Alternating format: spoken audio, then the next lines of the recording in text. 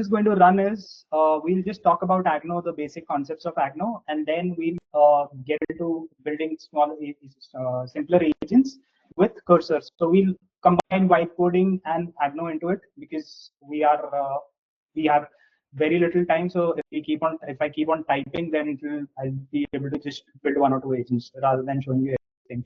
So you'll get to know how cursor also works. Cursor is something which is very useful if you use it right. If you ask it to do everything, it's not going to give you the output. It's just going to give you nonsense.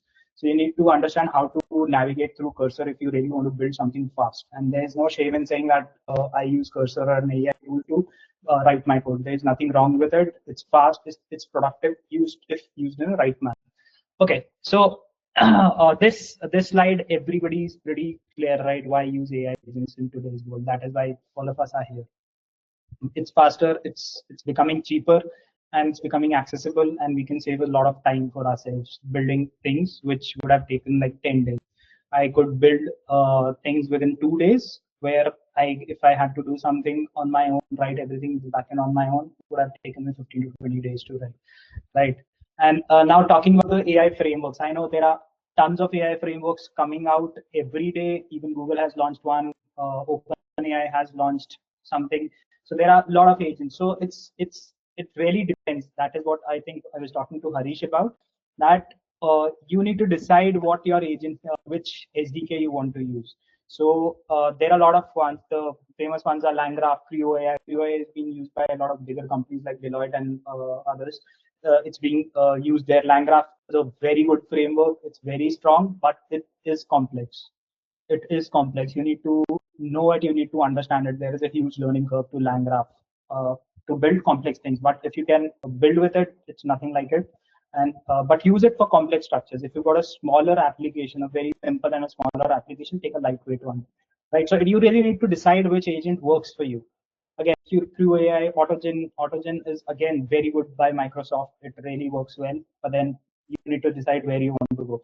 Now, why we are talking about Agno? Because see, a lot of us are beginners. We want to decide, we want to prototype, we want to get an output and see how this works, how this pans out. So Agno, I think from my personal point of view, Agno is something which really gets the work done without creating a lot of mess, without writing a lot of code, and without spending a lot of time. It's easier. The learning curve is not there. Documentation is just perfect. It's very, very good.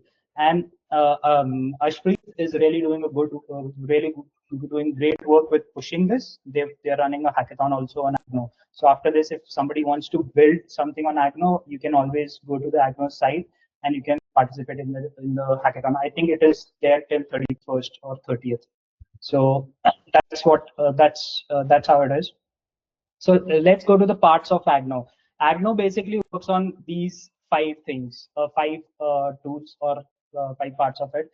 First thing is the agent. They have got an agent. The agent will allow you to create. It takes an LLM as an input. It can take a tool as an input. You can define the instructions, define the description of the agent, and you can even have your debug within the agent. We'll see that. So it will show you all the tool calls. It will show you everything. You can even define what sort of an output you want. You can use Pydantic. You can use JSON. You can define, okay, give me the output with this. The biggest problem with agents is that when you type something, if it gives you everything in Markdown or if it gives you everything in gibberish, it doesn't make sense to you. And if you want to connect one agent with another agent, or that agent, if you want to give the output to, let's say, some other application of yours, you need it in a certain format. So I'm not very sure if everybody is familiar with Pydantic, but it can even give you output in a JSON format. So you can specify that this is the output I need. I need it in this JSON format. And you can specify that JSON. So JSON is a little bit tricky, but if you give it Pydantic, that's basically like a model. If you give it model, it will give you the output exactly in that model. So if you have 4 keys in it, it will only give you 4 keys, no other gibberish things with it.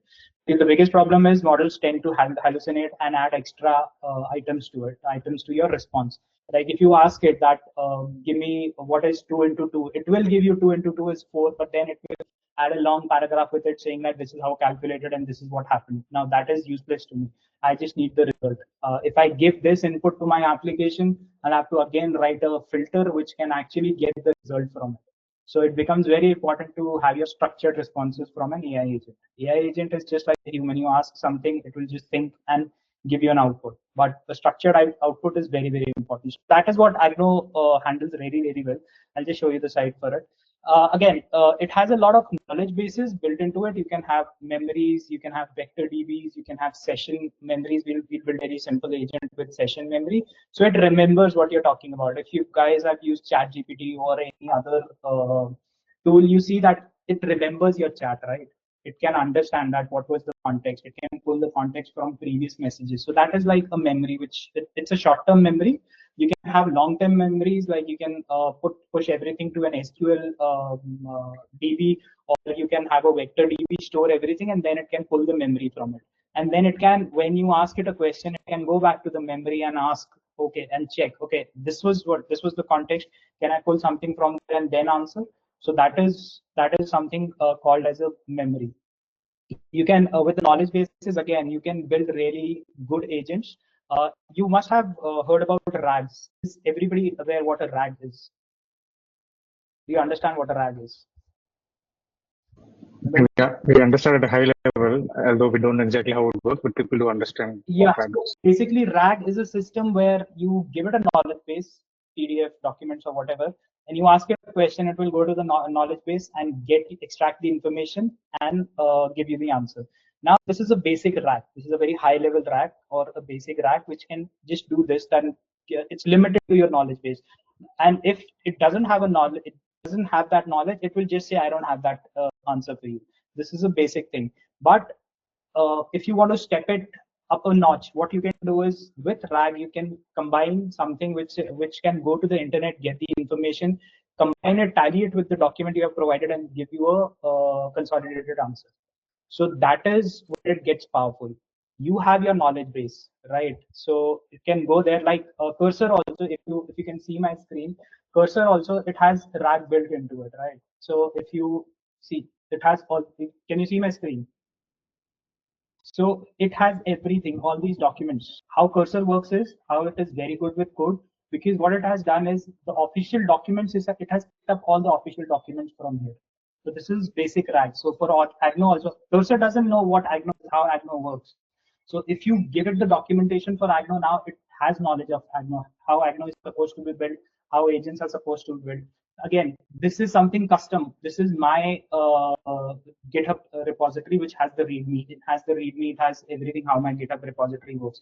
So if I want to edit my GitHub repository, I want to edit my code, and I've got my README with all the details, that how it is supposed to work and everything. It has scanned it. It has taken everything. Now it understands my repository. Otherwise, what is going to happen is, if I start working with this directly with my code, it's not going to understand anything and give us gibberish, which will not make sense. So if it has context, it can work wonders for you, for your thing. So this is how Cursor uses RAG.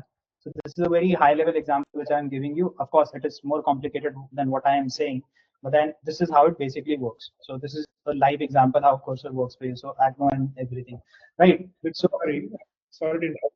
Can you zoom in a little on the code part? On the code, can you zoom in a little, because the text is small. This one? So whenever you cast it, if you can probably, yes, I can see. Yeah, great. This is good, or do you want me to zoom in a bit more? This is good for me. Okay, great. So this is what I was. There are also a few hands are up, so just whenever you can take questions, just. Yes, sure, we can do that. Not a problem. Hi, this is Anando. I'll just take a quick question. So here, when you showed on your cursor, when you clicked on the context, right? Now this Agno etc. context, you showed that it had access to all these different things. Is that picking it up from the README file, or how is it figuring out that all of this is? This is the documentation of Agno. See, it has so the documentation which Agno has on the web page, that is where it is picking up from. How does it know to do that though? Do you have to instruct it in the README file, or is it automatically, it sees your code and says that, okay, code has reference to Agno, so it should get the documentation? No. You have to give this. I mean, Agno is by default added to Cursor because they already have their pre things. This is custom. This I added myself. This is my repository. So Okay. see, these are all official documents, right? So all the official ones are by default they are brought in. Almost they are there, but if you Okay. want something which is pretty new to the market, right? Uh-huh. So that you'll have to add here. So you can just go Gotcha. here, add new doc, just add the URL for it. It will scan and it will update its. Got it. And Okay. it's basically it. What it does is it is limited to you. It will not be shared with anybody else. So this is your account. It will be only for you. And then you can, when you start typing here, you can choose which one do you want. You can have Agno plus. Sorry, my bad. So you can have Agno. You can again have other one with sorry. Yeah. So you can have something else also. You can have some code also, or you can Got it. have files or folders, whatever you want, right? Got it. Got Then it. you can Yeah. have repositories. Got Doesn't it. matter. So you need to give it some context. So that is Got how an AI agent would work. So this is what I was talking about RAGs. Now comes RAGs and knowledge bases. Knowledge bases is a very big section. So if we go to Agno and check here, see, knowledge is a very big section, and they've got all these things. You can add everything here with Agno. This is built in. You can have Langchain. I'll just increase the size. So you can have all these things here, right? So it's a big thing. And then comes the vector DBs. Vector DBs are also they give you PG vectors. A lot of out of the box things you can work with. You don't have to write any code. They already have integrated all these things, and they've got pretty good examples for it. You can just go ahead and start working with. You can just copy paste this, add Agno, install Agno, and then just work with it, and you can get responses from it. Of course, you'll have to give it the right LLM and everything, but then you can start with it. So that's what I was saying. The documentation is pretty good, pretty simple, so it's easier to get started with. This is memory, which I was talking about, storage and everything. And there was a new thing which they recently did was the reasoning. Now this is very interesting with Agno reasoning. I'll come to teams and workflows, but this is something which is really interesting. Everybody has knowledge that a lot of models with ChatGPT also there are certain models which let you reason. Like DeepSeek came in. DeepSeek, why it was so popular? Because it could reason, it could think. It was a thinking model.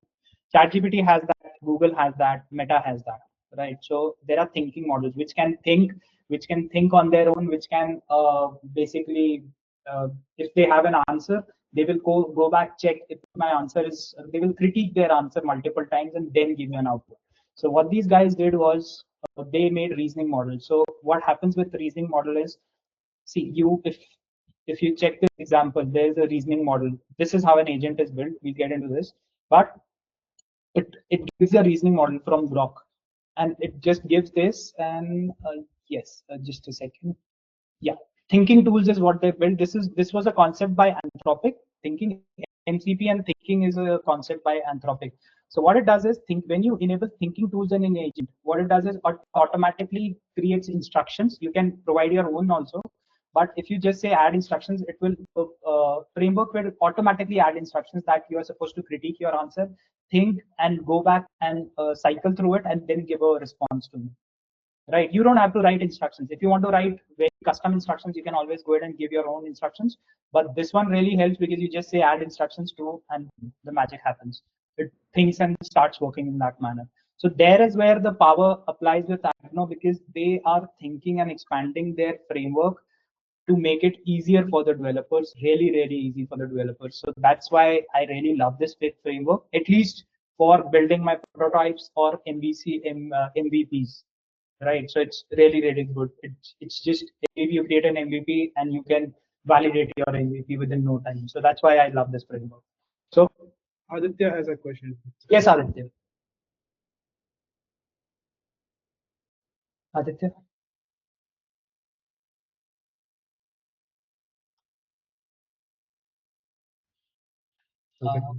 Yeah, just ask us if you have again. I have one question, Vivek. So you showed us the thinking model setting, right? So Yeah. does it really work with those models which have reasoning enabled, or does it work with any model? Yes, it works with. I mean, you can. I have personally, I've tried it with a lower model. It doesn't give you the very good answers with it. Like if you go with Llama as recently released a thinking model. So if you use that one, will give you a better result. Of course, Claude is something else.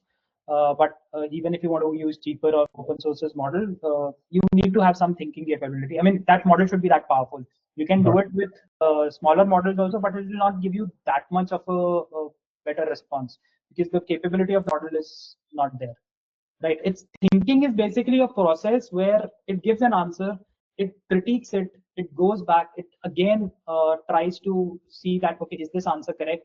It again tries to fetch an answer, and then it combines everything and comes back.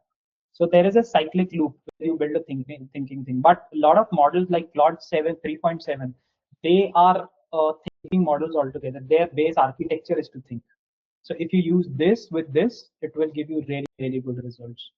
So it again depends what your use case is, how much you want to spend, because this is expensive. This is expensive, right? So what your use case is, how much money do you want to invest, and what sort of an output do you want?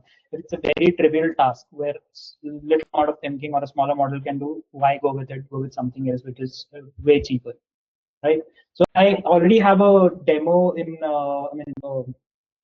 in my repository. I have this thinking model, thinking tool implemented. It's a big project. It thinks and gets you the complete what do you say, roadmap for learning something, and as per your specified weeks or your timeline. Let's say if you say I want to learn React in 2 weeks, it will give you a complete timeline for it. This is how you're supposed to learn it. These are the resources for it. These are the paid ones. These are the free ones, and this is how you should do it. Right. So there is where a thinking tool is required, because it needs to think. It needs to think about what the timeline is within this timeline, how I can fit things. Right. Otherwise, if you take a non-thinking model, what will happen is it will just say, okay, these are the resources, this is the timeline, and this is how it would work. It would not give you a proper result for it, because as a human, it needs to understand that, okay, what day one I need to learn this, day one, two I need to learn this. So to plot that perfect chart, it needs to think. So that's about the thinking models. Okay, now let's come back to teams, right? So Agno has something called yes. So there are teams and there are workflows. There are two things which Agno uses.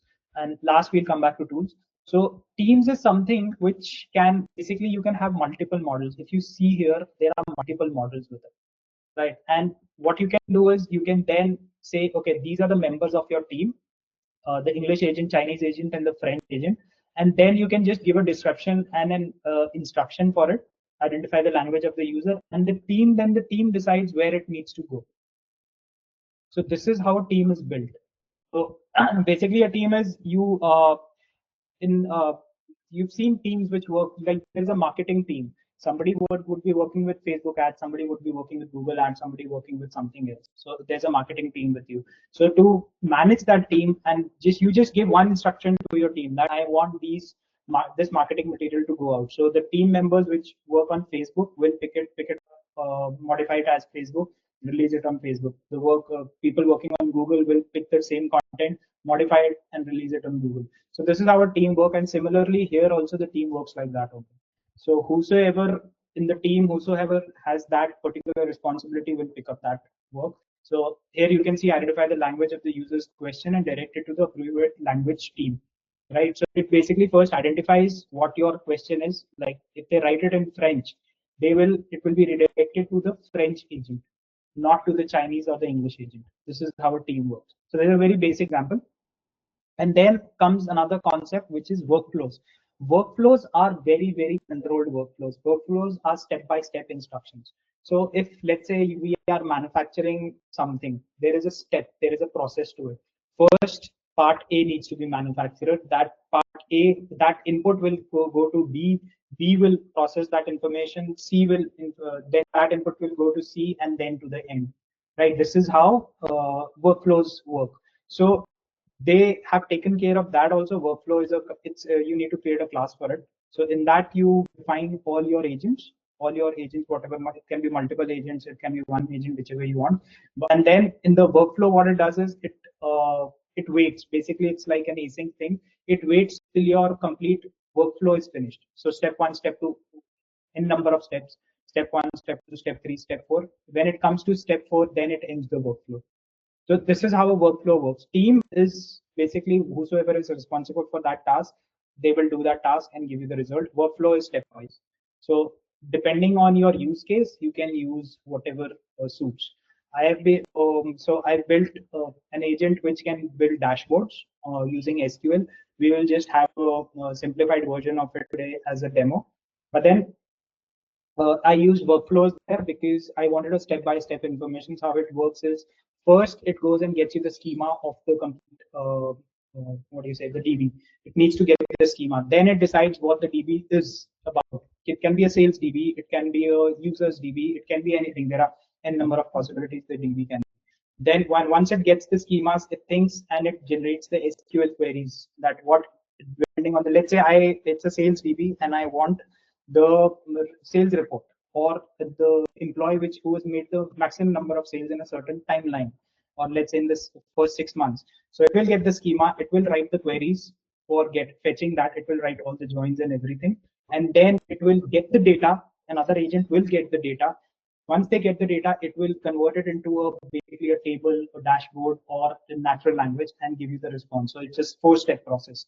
So in this process, we need a workflow because this process needs to be step by step. Without getting the schema, I cannot proceed to step 2. Similarly, without writing the queries, I cannot fire those queries to get the database. So this is a process. So there is where workflows work, right? So I hope everybody is clear about the workflows and the teams.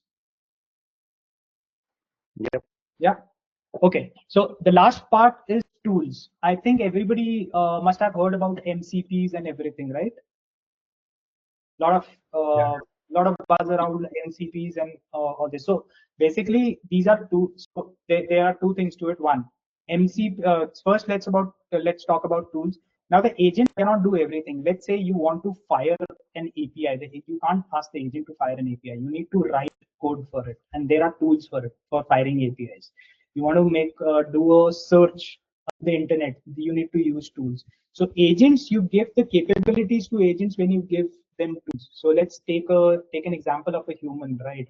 If you want to do something, let's say there is a gardener. If he cannot just go to the garden and start digging, he'll need a shovel or something else to dig, right? Or some other tools to do his gardening or landscaping. So those tools are similar here. So the agent is like a human who needs tools to perform certain actions. So they've got a huge library of tools. Just one thing, View AI has a better support, a better integration with a lot of tools, but this has got a decent amount. So they've structured it very well. So any search, some of the search tools will require API keys like the SERP API. This is by Google. So you will, sorry, not, this is not by Google. Google is different. So you'll need the API keys for it. Search API requires, SERP API requires an API key because it goes and searches the internet and comes back. So tools are, there are different kind of tools. We can, some are free, some like Extra is, again, it requires an API key. Google search requires an API key. This is, I think it's free. DuckDuckGo is free. It is a web search, but then the performance is limited. It's not as good as SERP API or any other scraping things. Tavily is pretty good. It again requires a key. But all of them, if you want to try them, they've got a free tier. So you can also go ahead and try these tools. So they're pretty good. Right? Wikipedia, I think, is free. You can just use Wikipedia and it will only go and search the wiki docs. It will not go to the complete internet. It will only go to Wikipedia and search and get you the answer. So these are tools. These are search tools, social tools. You can even fire emails. Twilio, you can integrate complete Twilio. You don't need to write the APIs of Twilio. You can just use the tool and do it. GitHub tools are there if you want to scan the repositories, do PRs, or do anything else. You can use the GitHub repositories. So a lot of web scraping is there. You want to browse, scrape, whatever you want to do. Data is there. You want to work with CSPs, anything else, pandas. Pandas is a bit of a advanced concept for ML. It goes to the ML side. But SQLs, CSVs, you want to interact with an SQL database and everything. So all these tools are there, right? So you can go over it. It's pretty laid out really well, structured really well. So you can use all these, right? So this is about tools. Now coming to MCP. MCP is a model context protocol which was introduced by Anthropic, Anthropic is the parent company which gives you the cloud models, the Sonnet, which is which Cursor uses, or any Windsurf or Cursor, they all use Claude for coding. Claude is basically the best one for writing your code, right? So MCP is a concept where a model context protocol, where what it does is it has the tools within the MCP. I'll show you my MCP server. I've built it. We'll be using it in the demo. So so all the code for these tools. Now what is happening is with these tools, you have to integrate all the tools within your agent itself. So if we go here, if we go to any example, right? So here is where you get the tools. You introduce the tools, and then the model thinks which tool is supposed to be used. MCP is a protocol where the tools live separately. You just give it an MCP, and there is something which you can build your what do you say, MCP servers, which can handle the tools separately. You don't need to introduce it to the agent. Then the MCP will decide what to do with it. It will go forward, get you the response, and give it to the agent. The MCP, what it does is it will broadcast that these are the tools I have. Let's say I built a SQL MCP just for my trial. So what it does is it's limited. It only gives you the read operations. Now what happens with an SQL tool, if you integrate an SQL tool here, the biggest problem is the agent can hallucinate, and agent can write, insert, and delete commands also. You don't have uh, control over it, because when you give it an SQL tool, the SQL tool, and you give all the access to your database, can write insert queries, can write delete queries.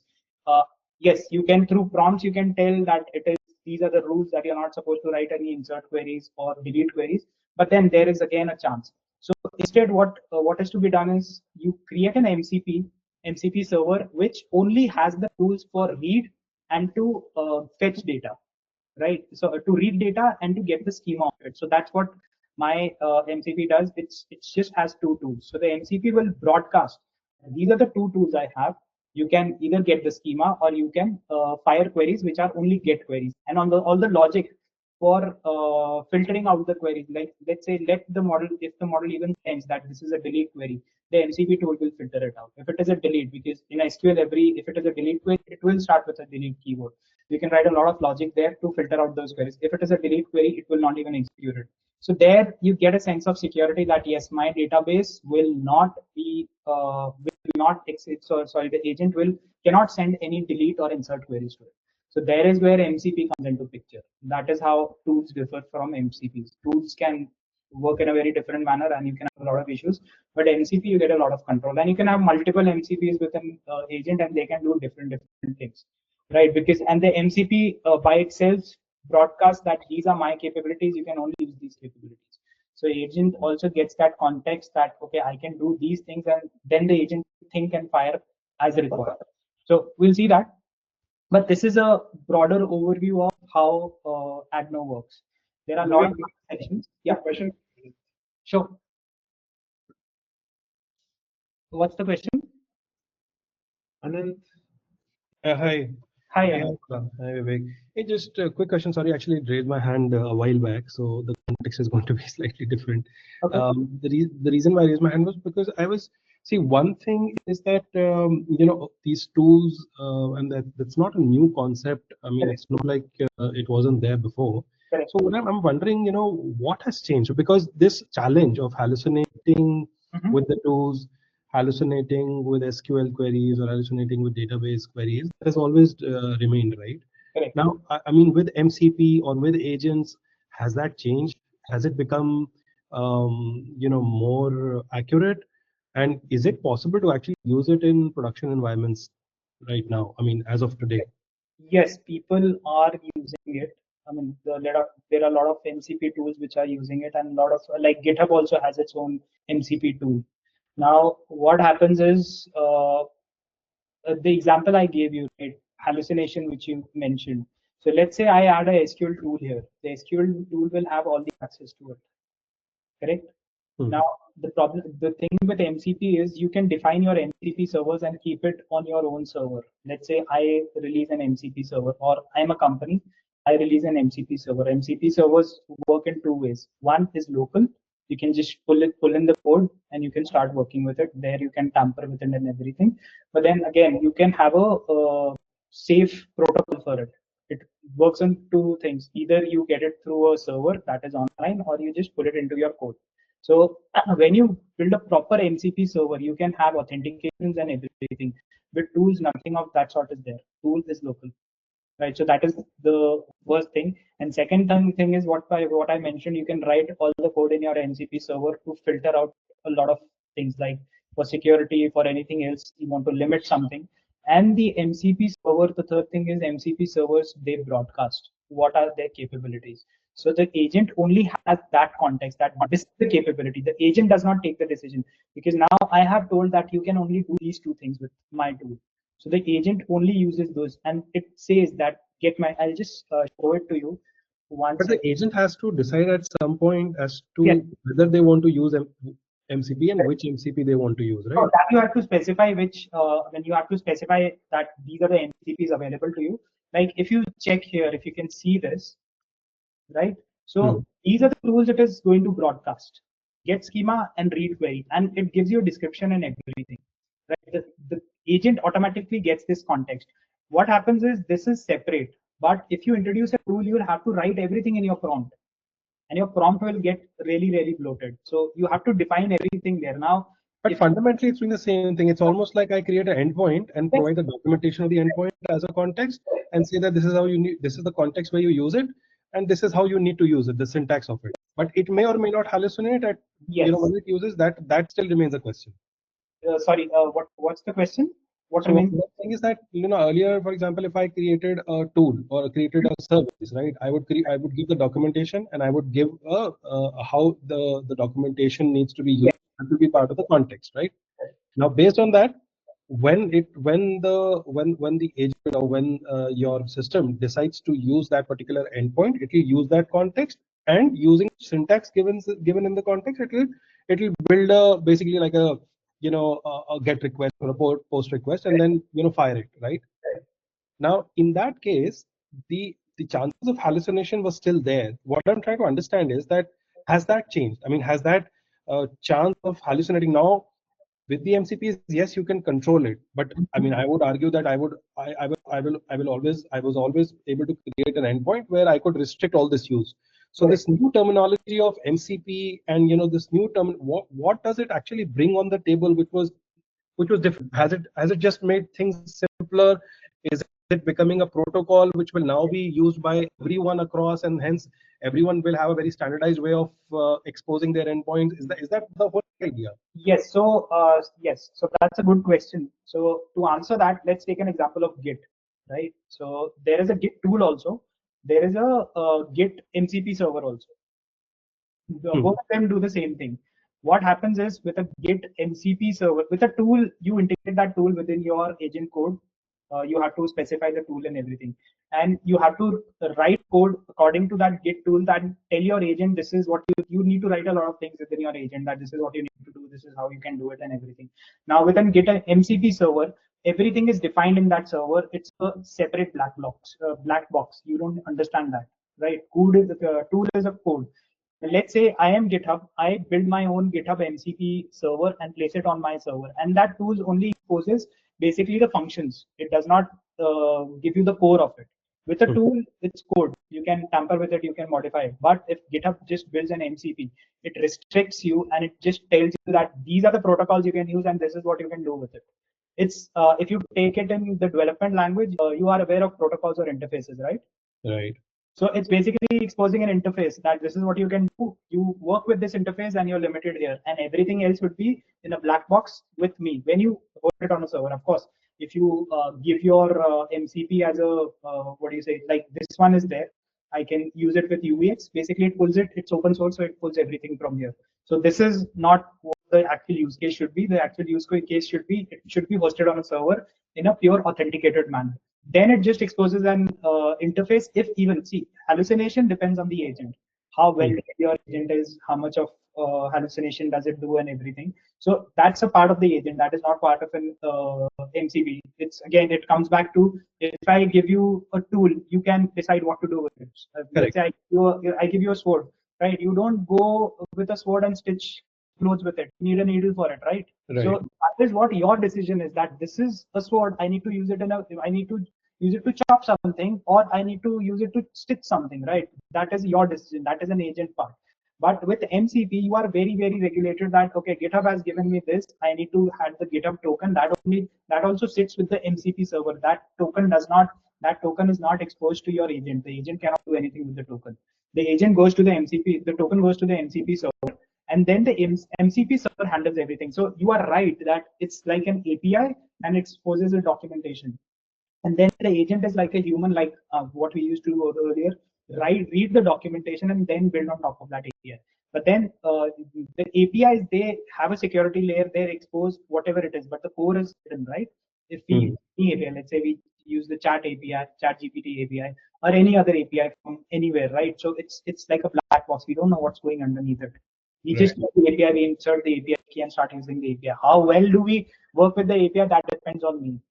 How do I use the API, or how do I, if I want to tamper, see if I give you an API, if I give you the complete source code of the API, you can always tamper with it. But if I just expose the APIs to it, I just give you the Swagger link that these are the APIs, this is the input and this is the output you're going to get. You are limited, right? Correct. Yeah. So I get that point. The other thing was MCP is only a concept with Anthropic models, or is it something that can be used, with other models as well? It's a concept by Anthropic. This protocol was introduced by Anthropic, and there is a way of building it. And this can be used with anything.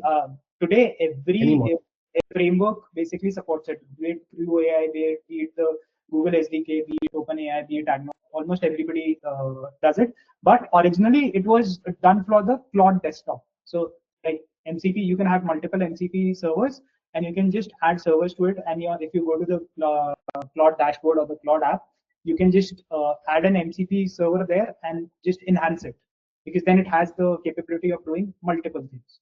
Okay, all right, thank you. This is the concept they brought, and this was basically for Claude, and then it exploded with agent frameworks also. Vivek, so given the time, can we quickly go through one simple demo of how we can use Agno to build very simple agents? If we have an existing demo, if we can do that, that will be helpful. Yes, let's do that. So I just built this just if something breaks. So please ignore this, right? So what we'll do is we'll just jump into code, because I just said we're short on time. So let's do this, right? I'm going to use cursor and I'm going to put in prompts. I have my prompts written with me. So just because we've 30, 40 minutes left, right? So let's build a simple agent. So this is a new concept. I'm not sure how many people are aware of Python, pip, and UV. Do you want me to go through it, or you are aware of it? Python and what? Python, you're aware of Python. You understand Python. You understand what pip is and what. Yeah, I think we've done sessions on that. So Right. we can assume it is. So what I would be using pip requires pip is a bit slower. UV is pretty very easy. I'll explain you why it is easy. Right. You guys can also check UV. I've got an article on that on Medium. Also, you can check my profile on Medium and you can go through that article, how to use UV with Python and why is it so simple. I'll just explain you right now. So let's dig into it. Right. I've got this.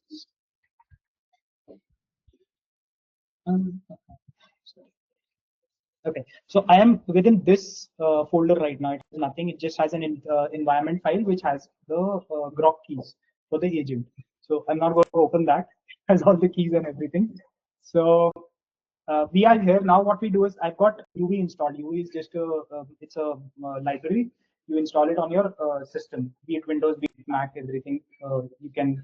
I'll give you the Medium article. You can read that and you can understand how to install it. It's pretty simple. So what happens with the Python project is you're supposed to create an environment file. You have to create the pip files, the readme.txt file for all the library management and everything, right? So this becomes a hassle. Now UV just makes it very simple. You'll see what we can do is UV init. So if you see, it has created all these files for me. The environment, not the environment file. It will specify the Python version. It will create a basic file, Python file from it. It will create a pyproject.toml. It has all the information of your project, what it requires, where the README is. So it basically makes it almost production ready. It has a README and everything. It will do all these things. descriptions and everything, right? And this is how it creates it. Now there's another magic to it. This is just initializing it. Now let's initialize it, and I'll show you. So let's say I want to build a very simple agent. So I will go here. I have already selected Agno. I will say, okay, I want a simple Agno agent as simple. I want a simple Agno agent as simple as a sample. Sorry, my bad. As a sample, I want simple code and use the env file for the model keys. The model keys are with the model ID, and the model keys and the model ID are within the env file. I have instructed. This is kind of a byte coding. So I've instructed that the env file has this information, and you are supposed to use Grok for these model inference, right? So if I say yes, send, now see what it does.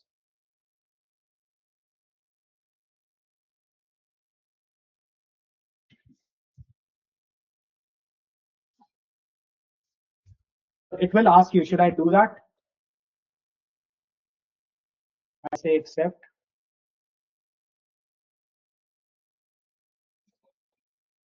Okay. Now it has created this. Oh, it has created it in a different folder. Anyways, we'll go there. So I'll just move it here. That is what happens with vibe coding. It does not understand where to add what if you have got multiple things open. So this is a very simple agent. So it has written, say, let's say it has even taken .env, which can load my env file. It knows Agno, so it has added everything, right? It has even imported things, agent. It has this is wrong. We'll have to correct this. This is completely wrong. We'll have to correct this import. So with vibe coding, you have to review your code. If you do not review your code, it will do mistakes like this because it's not perfect. It's just not perfect, but it helps, right? So like this, it has written. This is actually Grok. This it has written. It has already taken that this is what it is by default. Llama, this would be there, and the API key for it, right? So it has done this. It has created a model. Markdown is true. This is a very simple model. We can even add, let's say, we can add show tool calls. So it will give you every tool call. It returns an agent, and then it has created a run agent. We don't actually need async here. It has added async, but we really don't need that. So now if you pass any query to the agent, it will respond accordingly, right? But let's go back to UV. We have not added any dependency as of now. With pip, you have to do pip install this, pip install that. You just do UV add now. It will add all the dependencies there. And I think we will need, what do you say? If I go here, it will need my, yes, it will need, yeah. Now we need to add Grok also. So it has added Grok also. So these are the two dependencies which we needed, the Agno files and Grok. This one is wrong. I'll just see what's the input for it. You can always go to its here. You can go and you can, sorry, models, and you can go and see how Grok is to be imported. Yeah. This is the import for the Grok. So this is incorrect. This was incorrect. We've added Grok, and I think it took the wrong directory. That's why.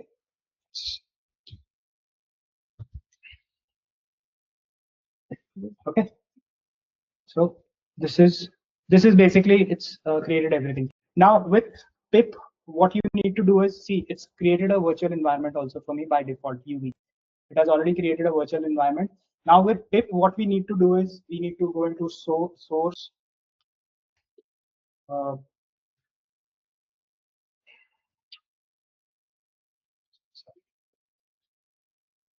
slash bin slash activate, right? This is what we need to do with pip, and then we get into that particular virtual environment, and then it starts working, right? So this UV basically handles everything automatically.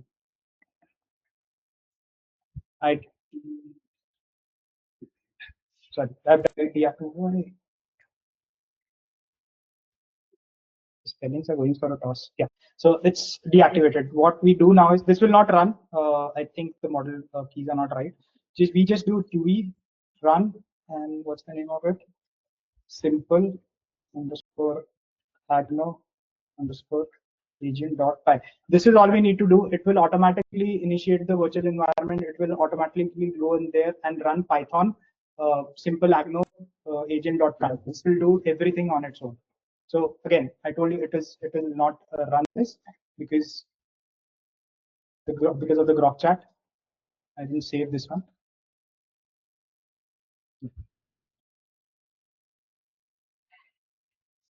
Yeah, it has done this thing here.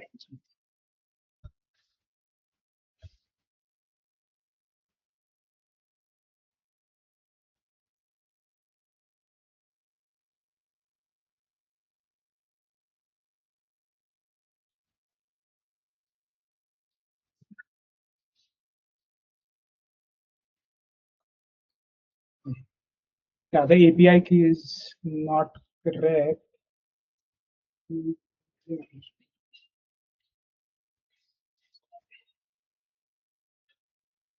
Uploaded.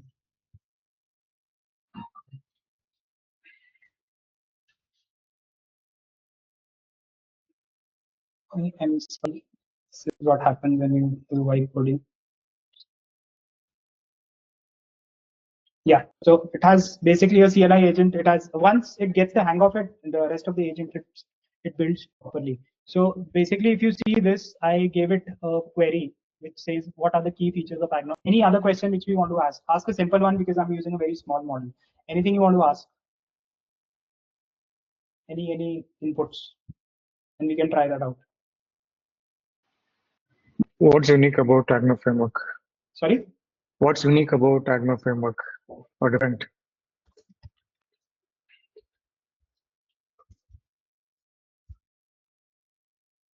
So these are just CLI things. It takes some time. So see, here is. So this is a smaller agent. It will not give you everything very what do you say, clearly, because it cannot. It has a cutoff. The Llama agent has a cutoff. I'm using this one, Llama. If we use ChatGPT or we use anything else, it will give you a proper answer because the cutoff is pretty updated, and even Claude will give you a better answer. So we need to, let's say, we can ask some other questions. Tell me something about which is simpler.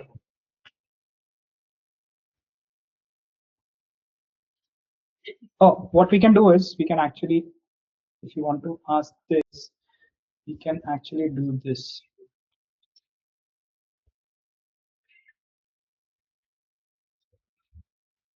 We'll use the tool here. I'll just check what's the tool name. Let me check the actual thing for it. That will, the same model will give you a better answer if we use a tool, right? This is the DuckDuckGo tool. This is a free tool which can basically search the internet for you. So what we'll do is, it's installed, and we go back, and this is the thing for DuckDuckGo. So what we can do is we can add this tool here.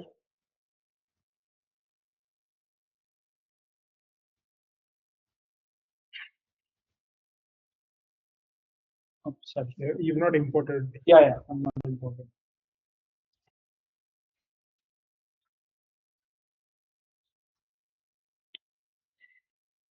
Give it some time.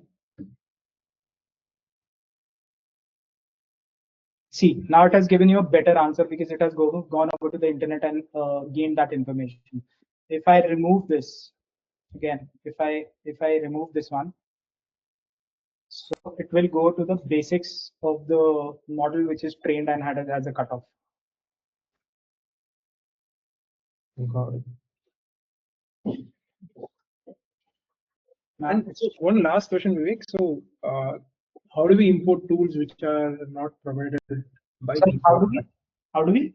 how do we import tools which are not provided by default? Let's say I have a custom API. I want to use it as a tool in Agno. So is that also possible? Yeah, so what we can do is, it's pretty simple actually. What we'll do is, let's remove this, the async, or we can let the async be there. Let's create a custom one. That's a good thing. I can tell you. Let's build a calculator. This is the most simple one. You can have an API, you can have anything. This only requires that you return it as a string. When you return something from a tool, it basically requires that you return it as a string. Okay. Because every model works in a different way. So with Llama, I've seen it accepts a string, otherwise it gives you a problem. So this is a very, very basic function, right? Sure. Add numbers, A and B. So what we can do is, instead of DuckDuckGo, or we can even have DuckDuckGo and have multiple tools here, you can just say add numbers, right? There is a decorator also. You can have the @tool decorator also for bigger tools, but that's an advanced thing. You can, when you create a proper tool, then you need to have those decorators and everything. We're building a very simple one, just a 2-line thing. So we just do this. Now, if we say,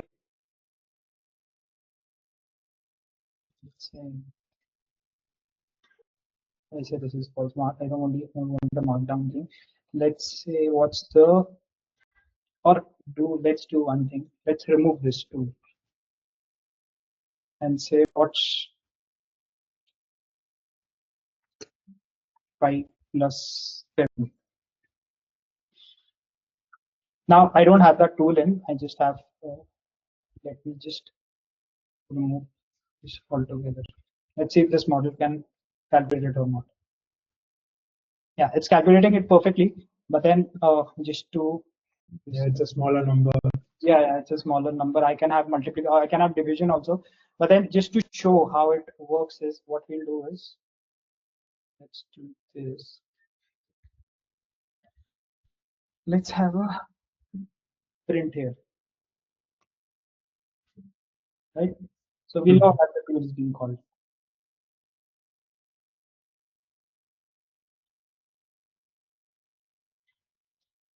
It's taken a decision that I want to go here.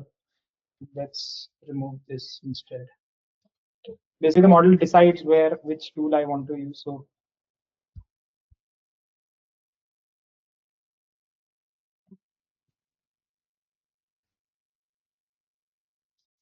yeah, so it's showing the tool calls. No, I think it failed. Yeah, it failed. Yes, it failed. Okay. Why did it fail? That problem with Grok.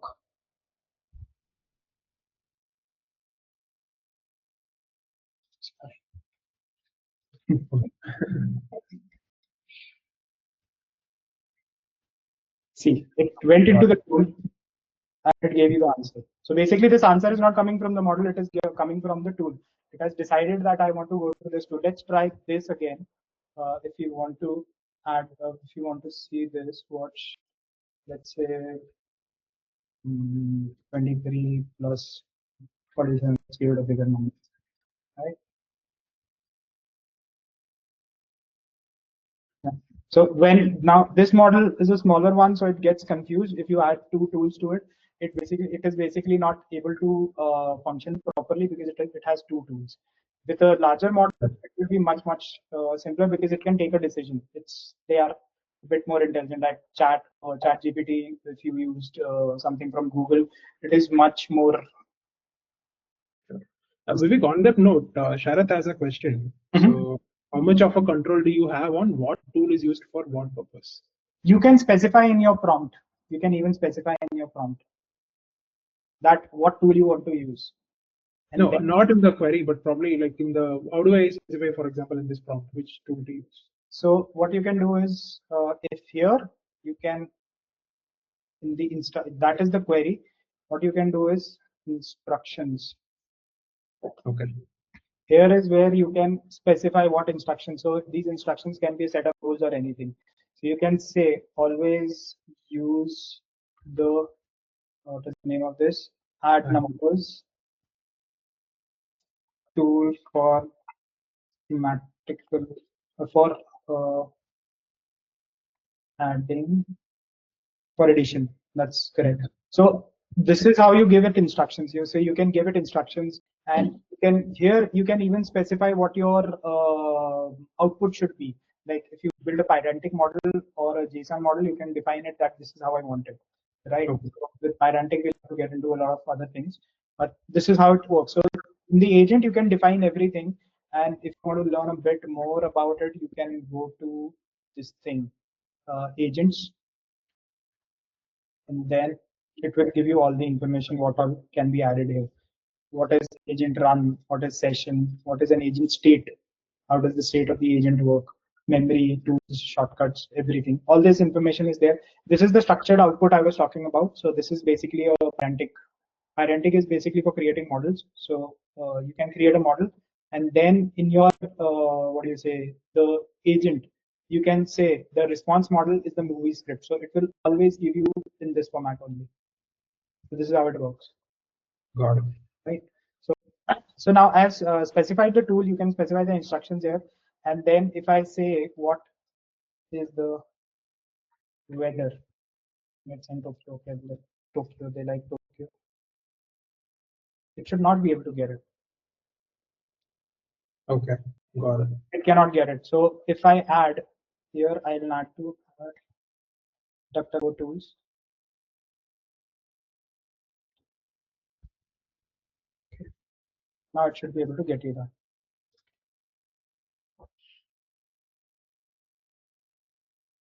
Grok is a problem. It doesn't every time work, but yeah. Yeah, it's a this thing. So now in the second chance, it got you the this thing for it. It did not use the tool. Now if I say again, what is again 45 plus 37, right?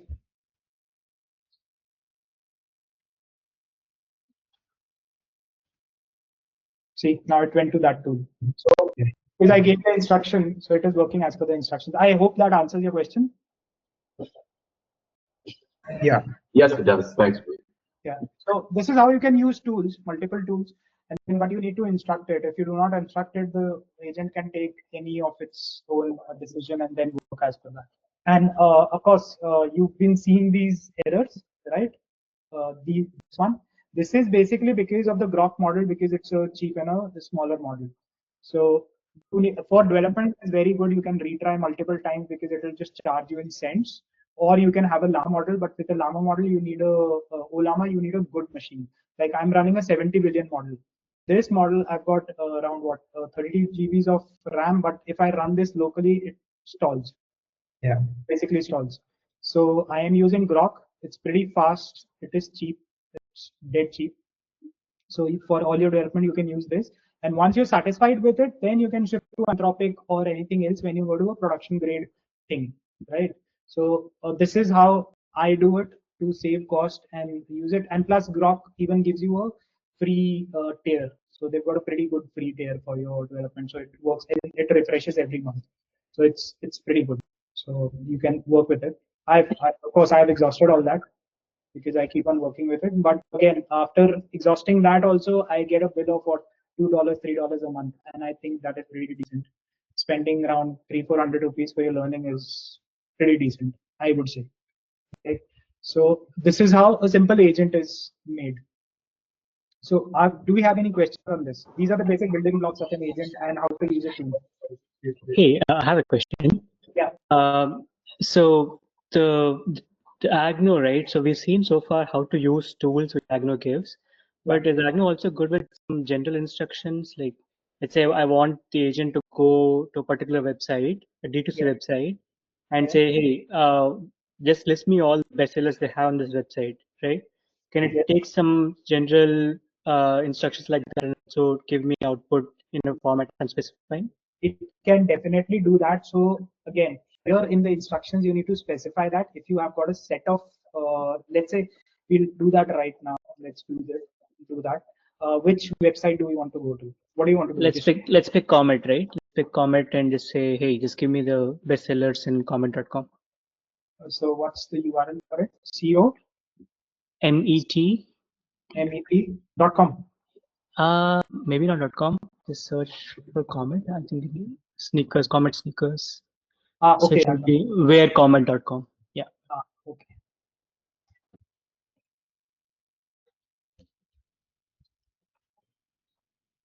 Are they good? I've seen a lot of ads. Yeah, I've also seen ads. I've never used them. Okay, let's do this. I mean, it's a smaller model, but let's see. We'll remove this tool. We don't need it. We'll use it. DuckDuckGo is used for it, but I'm not very sure. We'll need a scraping one. So, okay, let's try this. Go through comment. And what do you want to do? Yeah, just give me links of all the bestsellers on that site. Links for this sellers. I think we need a scraping tool here more than a search tool, but let's try with it. Scraping tools, I don't think so. They are free. We have to go in Tably or Firecrawl or Surf API, right? Something of that sort we'll have to get. So, but still, let's give it a go. Should these go into the query or instructions? Huh? This is like an sorry. This instruction would be always. I'm just make it very this thing telling it that you can only do this and this. Sorry, yeah, that's a good. So I'm just trying to show you the instructions and query. Okay, yeah. So it will. These instructions are always search this. So it should not. I mean, of course, it will go to Google again because it's not a scraping tool; it's a search tool. And yes, it is a smaller this thing. But let's see what it does.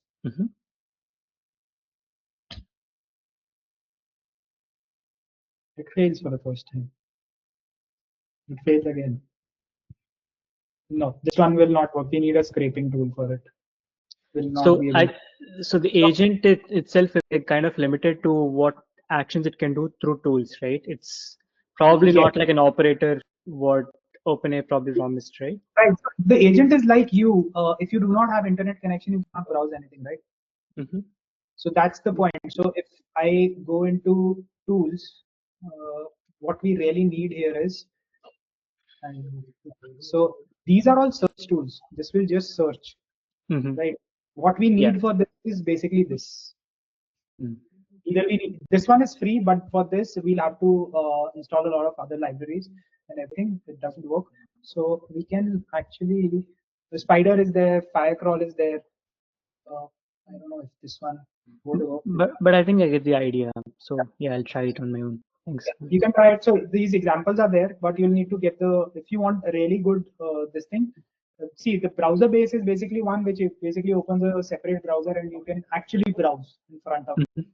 The model browsing in front of you, right? Crawl AI is free, but you need to have a certain Python library installed with it because it opens a headless browser. Crawl AI, it opens a headless browser. For that headless browser, you'll have to install a lot of things on your system. Newspaper is it only will read the news. So this one is for news only. So there are specific tools. So you need to have the right tool.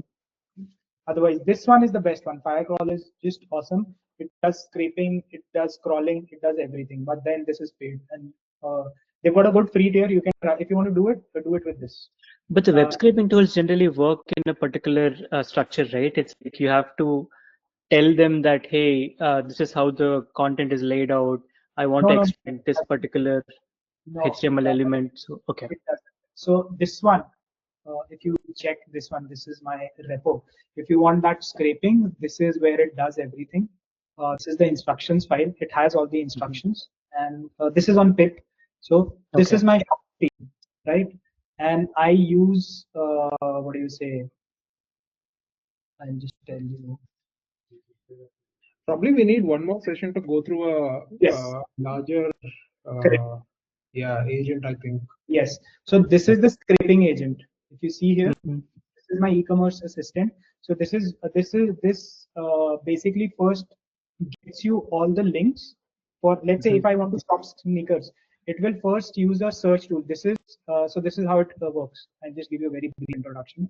So first agent is site finder. So basically the description is refined. The instructions, if you go to the instructions, site finder instructions. So in this case, you were giving your, you were saying I want to just search for comment, but here the instructions are that it finds the sites, the e-commerce sites, which are relevant to your query. So if I say sneakers, it will pick up comment and other which is popular. So for that, it uses, again, see, it basically gets the sites. First, it gets the sites. It gets the sites, then it goes and gives it to the researcher. Okay. Right? This agent will get the research done and it will search all these things. Sorry, this one basically just finds the sites and does everything. This one will do the research and filter out what is relevant and what is not relevant, because this has a big chance of hallucinating and it can get some other sites also, like comet.com and their comet.com are two separate things, but they sound similar, right? We also missed it. I just typed comet.com and took me somewhere else. So this gets the list and it even identifies from the query what side of the query is it. Are you looking for sneakers? Are you looking for jeans or something else? It does that. This one does the research that filters basically what are the right sites, gets you a list of 3-4 items like Mintra and all these things, whatever it will get. This one will scrape. The scraping needs a fire crawl tool. It will scrape and get the best sellers or whatever your query is. Then this will do the product comparison. It will compare the products. Got it. Yep. So Thanks. it will do and then this is all stitched up here. Mm-hmm. It does comparison and it basically gives you a complete result with your images and everything in a tabular format. So this is a basic workflow. This is a complete workflow. So this is how it is stitching together. So and instructions, you can go through these instructions. Guys, I'm sorry to interrupt. Right? See, we are about 20 minutes of time. Yes. Let's get to questions. We'll do a proper full-fledged session on building proper production level agents separately. Right. So what I'll do is we just have 20 minutes. So what? No, sorry. Yeah, 20 minutes overtime. We are already past time by 20 minutes. Let's just quickly take questions. If there are any open questions, we'll do this. We'll also share all these materials separately. Correct. Yeah. Any other questions, guys, before we wind up today's session? If we could, I mean, I don't know for others, but like I was quite keen on looking at the MCP server that Vivek was talking about. Sure. If we could just take a quick look at that. Sure, I will do that. So I've already built this one. I built this one in case something goes wrong and we, I mean, it doesn't work or we run out of time, which we have. So you can see here, this is the most simple one. I will, if you want, this is the simple one which we have, right? So this is which user, this tool basically uses the MCP server. So this is stripped down version. You can go to my GitHub site, GitHub, and you can download the whole repo. It has everything in it. But then this is the most simple one. So basically here it's using the MCP tool. Here it uses the MCP tool. And how do you configure the MCP tool is, basically you give the DB host, the SQL user. I have my SQL running here. It's a local database. You can even connect it to a cloud database. We use the password and the database name. These are the things you specify to it. And then you create the server parameters. So this one is on pip also. I've uploaded it to pip, PyPI. I've uploaded there. You can download it from there also if you want to use it in your project. So it runs with a UVX command. It is because it is built on Python. So the MCP servers can be built on two things. Either it is Node or it is Python. So Node works with npx and Python ones work with UVX. So the command to initiate it is UVX when it is hosted on a on PyP or on GitHub. So you can use the UVX. You don't need to install it. It directly does everything. Else you can, if you have it locally, the MCP server code here, you can just do command is Python and then Python -m and the server file. Here in the args, not this, but this is the command. And in the args, you specify the server file or whichever your root file is, where the code initiates from, right? So that's basically just for development purpose. But this is the MCP server. You pass in all the parameters to it. It is specified in the MCP file. I'll just run you through that also. And MCPs always work with async. Just remember that it will not, if it is not asynchronous, it will not work because it has to talk to the tool. So when an agent starts conversation with an MCP tool, first what it does is it goes and says, okay, what are the tools? List all the tools you have. So basically, the process is it will list the tools. It will tell that these are the tools I have, then and give the description of the tools. Then based on that description of tools, it will make a decision what I want to use as per the query of the user. Right. So there's a time that's why it needs to be async, and then it will fire that tool and get the information. So this is how a tool is made. So this agent, basically, this is create SQL agent. So I give it the model, I give it the MCP tools, and I give it the instructions that these are the instructions and everything, and this it runs. I will just run it in CLI. Hey, sorry. Before we get further into this, guys, any simple questions before we close this?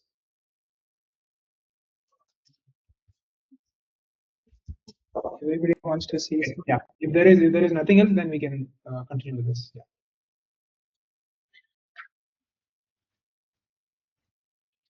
You good? Yeah. Let's go ahead.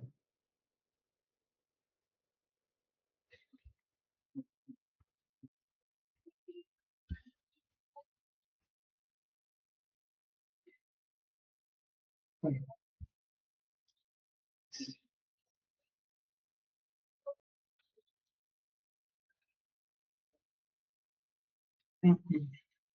My API key. I'll have to check because I was tampering with it. We'll have to either go to my GitHub repo and then work with it. So let me just check if I have everything here. Yeah, it has. Sorry. We don't want grog.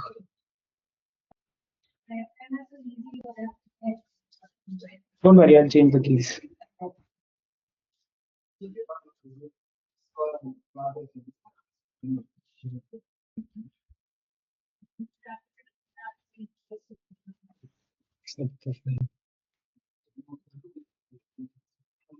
This is the problem with this. It just doesn't behave.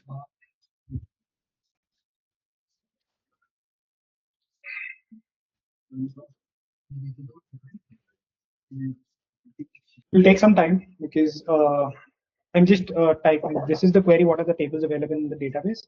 So these are the tables it has fetched. We'll do another query. But if you see here, these are the basic tables. You can map them here in the this thing. Sorry, this is the model. These are the tables. So it is able to fetch all these tables. Let's say I say who was the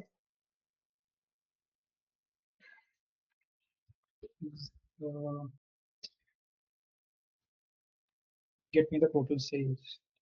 Get me the total sales for Q3, right? I'll not specify the year because the database is a bit old. If I do this,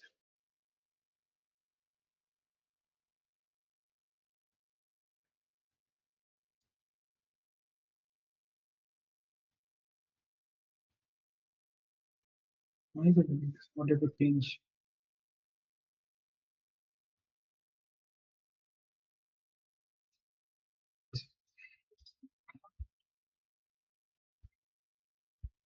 Something it changed.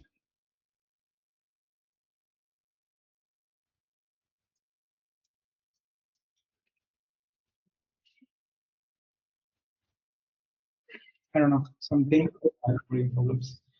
Yeah, just does that. No, so I see what I would recommend is we are kind of rushing through these things. Yeah, that's why it's. So let's do another session where we go through MCP and these custom tools, etc., in a proper session. Right? Yeah. Cool, super. So let's close the session over here. Thanks a lot for taking the time, Vivek. This was really good. Really appreciate you coming and taking us through this. Folks, thanks for taking the time on a Saturday morning and joining a session. Hope this was useful. What we will do is we'll post the entire session's recording after Vivek rotates his keys into YouTube, so you can actually have a look, go through it at your own pace, try to learn from it. Vivek is also part of the community, so if you have not joined our WhatsApp group, just go to apply.ai.club and you'll be able to request to come to the session. So you can have further discussion over there also. Super. Thank you so much. Have a good weekend. Take care, everyone. Bye.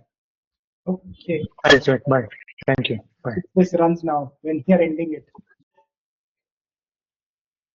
So yeah. Okay. Great. All right. Thanks again. Okay. Thank you. Thank you. Bye. Thank you so much. Bye bye.